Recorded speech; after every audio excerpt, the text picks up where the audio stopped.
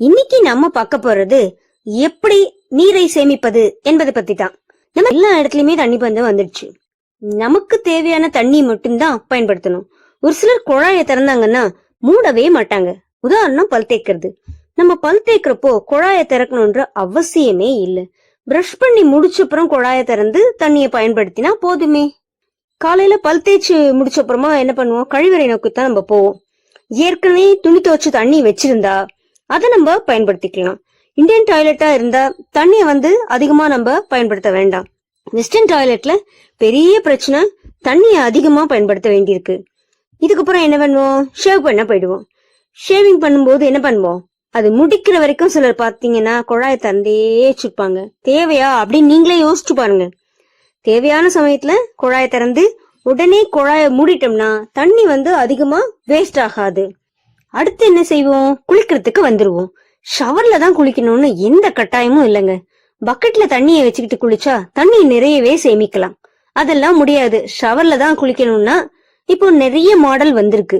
அதுல எந்த மாடல் தண்ணியை குறைவா செலவு பண்ணணும்னு பார்த்து அந்த ஷவரை நம்ம மாத்திக்கலாம்.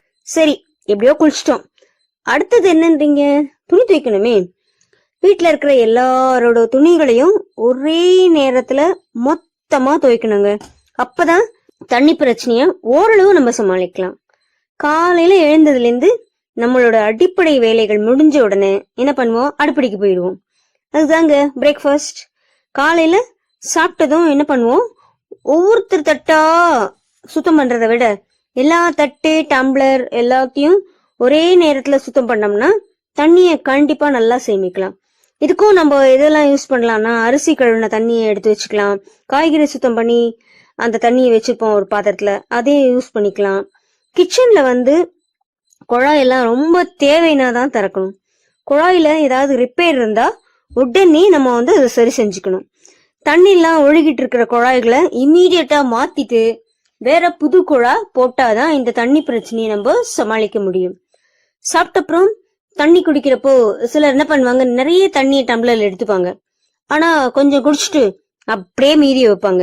தேவையான அளவு நம்மளுக்கு எவ்வளவு தேவை அப்படின்னு நமக்கு நல்லா தெரியும். ஒரு 1/2 டம்ளர்னா 1/2 டம்ளர் எடுத்துக்கோங்க. 1/4 டம்ளர் குடிச்சா போதும், அவ்வளவு எடுத்துக்கோங்க. குடிச்சுட்டு மீதி வைக்க வேண்டிய அவசியம் வேண்டாம். அடுத்தது துணி துவைக்கிறதுக்கு இப்ப எல்லாமே வாஷிங் மிஷின் தான் பயன்படுத்துறோம்.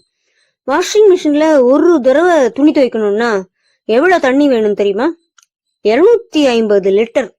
இப்போ இருக்கிற தண்ணீர் பஞ்சத்துல 250 லிட்டர்னு கேக்குறப்பவே இதைய நின்னுடும். கையால துணி துவைச்சோம்னா அந்த தண்ணியை நம்ம டாய்லெட்டுக்கு யூஸ் பண்ணிக்கலாம், பாத்ரூம் சுத்தம் பண்ண யூஸ் பண்ணிக்கலாம். அதோட மட்டும் இல்ல, அந்த துணி துவைச்ச தண்ணிய நம்ம வீட்டுல இருக்கக்கூடிய காரு பைக்கு அதெல்லாம் சுத்தம் பண்ணிக்கலாம். வாசல் தெளிக்கிறது கூட பயன்படுத்திக்கலாம், ஒன்னும் தப்பு கிடையாது. நம்ம ஸ்கூல் இல்லைன்னா ஆபீஸ் இல்லைன்னா காலேஜ் இங்கெல்லாம் போகும்போது தண்ணி பாட்டில் எடுத்துன்னு போவோம். அப்புறம் என்ன பண்ணுவோம், லாஸ்டா சாயந்தரம் வீட்டுக்கு வரும்போது மீதி இருக்க தண்ணிய கீழே கொட்டிடுவோம். அப்படி கொட்டக்கூடாது. அந்த தண்ணிய நம்ம கை அலம்புறதுக்கு யூஸ் பண்ணிக்கலாம், இல்லைன்னா வீட்டுல செடிகளுக்கு அந்த தண்ணிய ஊத்தலாம். நிறைய பேர் மீன் வளர்ப்பாங்க. அந்த மீன் தொட்டி வச்சிருக்கவங்க என்ன பண்ணுவாங்க, தொட்டியை சுத்தம் செய்யும் போது அந்த தண்ணியை தூக்கி கீழே ஊட்டுவாங்க. அது ரொம்ப தப்பு. அந்த தண்ணியை செடிகளுக்கு ஊத்தினா அதே நல்ல உரமாயி நல்லா வளரும் செடிங்க. அப்புறம் பாத்தீங்கன்னா செடி மரம் இதெல்லாம் வீட்டுல இருந்துச்சுன்னா அது பக்கத்துல நம்ம காரு பைக்கு இதெல்லாம் நிறுத்தி நம்ம கிளீன் பண்ணோம்னா அந்த தண்ணியே அந்த மரங்களுக்கும் போதும் செடிங்களுக்கும் போதும். செடிங்களுக்கு தண்ணி ஊத்தும் போது மேல இலையிலேந்து சிலர் ஊத்துவாங்க, அது தேவையில்லை. வேர்பகுதிக்கு மட்டும் ஊத்தினா போதும். மழை வர சமயத்துல வீட்டு மொட்டை மாடியில பெரிய பெரிய பாத்திரம் பக்கெட்டு இதெல்லாம் வச்சுக்கிட்டு நம்ம பிடிச்சோம்னா ஃபுல்லா தண்ணி நிரம்பிடும். அப்புறம் நம்ம அதை நல்லா பயன்படுத்திக்கலாம். நம்ம மழை நீரை பாதுகாப்போம். நன்றி.